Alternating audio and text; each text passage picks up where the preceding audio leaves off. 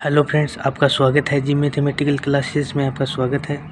हम आज देखेंगे रेखीय अवकल समीकरण को किस प्रकार हल किया जाता है। रेखीय अवकल समीकरण को हल करने का तरीका और एग्जाम्पल द्वारा आपको समझाएंगे। ये एक रेखीय अवकल समीकरण है, एग्जाम्पल के तौर पर दिखा रहे हैं। एग्जाम्पल है, इसको हल करेंगे। एग्जाम्पल है 1 + x² dy/dx plus 2y x - 4x² = 0। ये एक रेखिक समीकरण है। इसको अब हम हल करेंगे। तो हम लिख देंगे सॉल्यूशन। हल करेंगे इसको। इस समीकरण को हल करने के लिए जो समीकरण 1 है, इसे समीकरण 1 दे देते हैं। समीकरण 1 में जो dy/dx का गुणांक है, क्या है? 1 + x² का पूरी समीकरण में भाग दे देंगे। 1 + x² का समीकरण समीकरण 1 में भाग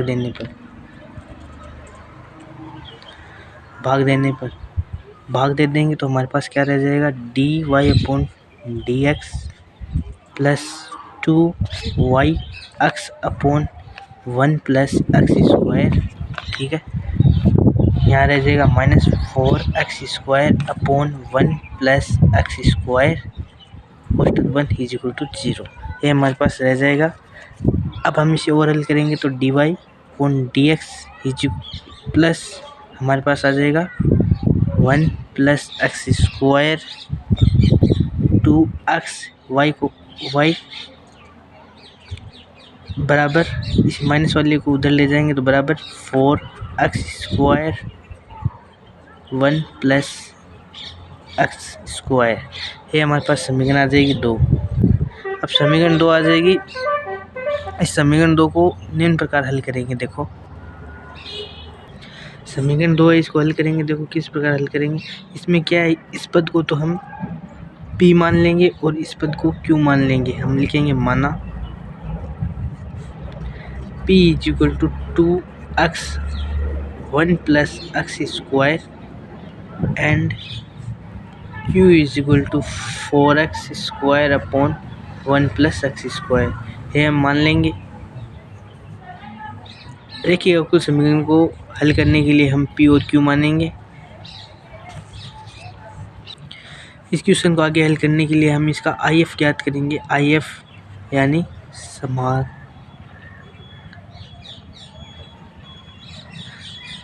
इसका IF ज्ञात करेंगे, समाकलन गुणांक ज्ञात करेंगे। समाकलन गुणांक IF होता है, ये ज्ञात करेंगे। तो इससे ज्ञात करने का एक सूत्र होता है e⁻ समाकलन p dx। ये IF ज्ञात करने का सूत्र होता है। इस सूत्र से हम IF का मान ज्ञात करेंगे। देखो, IF का मान ज्ञात करेंगे तो हम लिख देंगे IF = e⁻ समाकलन p है। p का मान हमारे पास क्या है? 2x/1 + x² dx। ये हमारे पास मान है। हम इसका समाकलन करने के लिए इसको क्या करेंगे? नीचे वाले पद को t मान लेंगे। तो हम यहाँ लिखेंगे, चूँकि t = 1 + x² एंड dt = इसका अवकलन करेंगे तो आएगा dt/dx। इसका आ जाएगा 1 का 0, इसका आ जाएगा 2x। तो हमारे पास अवकलन करने पर यह प्राप्त हो जाएगा। इसे मल्टीप्लाई करा देंगे तो हमारे पास dt = आ जाएगा 2x dx, जो हमारे पास ये दिया हुआ है, आ जाएगा।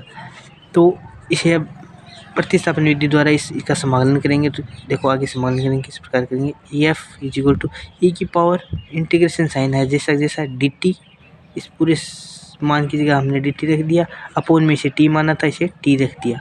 ठीक है, अब इसे आगे हल करते हैं। आगे हल करेंगे तो आ जाएगा e⁻log t। ठीक है, e⁻log t आ जाएगा जब हमारे पास इस प्रकार दिया हो e⁻log x। तो ये log का एक रूल है। e⁻log x दिया हो तो हम इसे x लिखते हैं। ये log के नियम के अनुसार है, ये log का रूल है। तो हमारे पास क्या दिया हुआ है? e⁻log t। तो इसको हम लिख देंगे सिर्फ t। ठीक है, इसको t लिख देंगे। IF का मान आ गया t। हम इसे सिर्फ टी लिख देंगे और आई एफ का मान आ जाएगा टी। तो अब हम टी इज इक्वल टू हमने क्या माना था 1 प्लस एक्स स्क्वायर माना था, तो I F is equal to क्या आ गया I F is equal to आ गया 1 प्लस एक्स स्क्वायर। ये हमारे पास समीकरण 3 प्राप्त हो गई, इसे समीकरण 3 दे देंगे। आई एफ का मान हमने प्राप्त कर लिया है।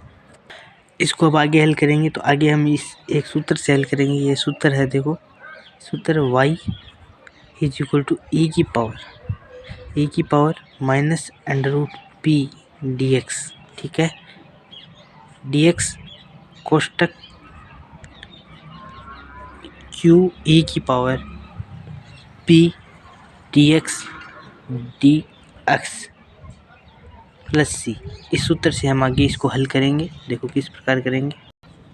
हम या तो इस समीकरण द्वारा हल कर देंगे या इस समीकरण द्वारा, दोनों समीकरण सेम ही है। यहाँ पर इसको इधर भेज दिया तो minus E P D X आ गया और यह है जैसा जैसा पड़ा है। इस प्रकार भी हम हल कर सकते हैं, इन दोनों प्रकार से हल कर सकते हैं। अब हम इसे आगे हल करेंगे तो हम यहाँ लिख देंगे वाई तो वाई जैसा है जैसा जैसा लिख देंगे। फिर हमारे पास क्या है ई एफ डी एक्स का मान क्या है हमारे पास, ई एफ डी एक्स का मान है हमारे पास 1 प्लस एक्स। ये आई एफ होता है ई इंटीग्रेशन ई की power integration P D X.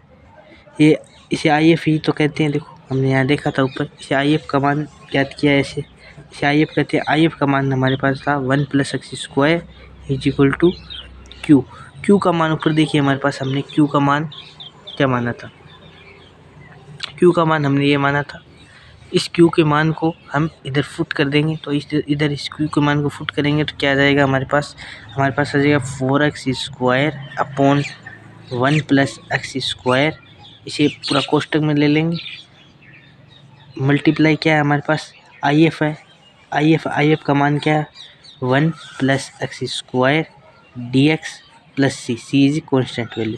ठीक है, कॉन्स्टेंट है।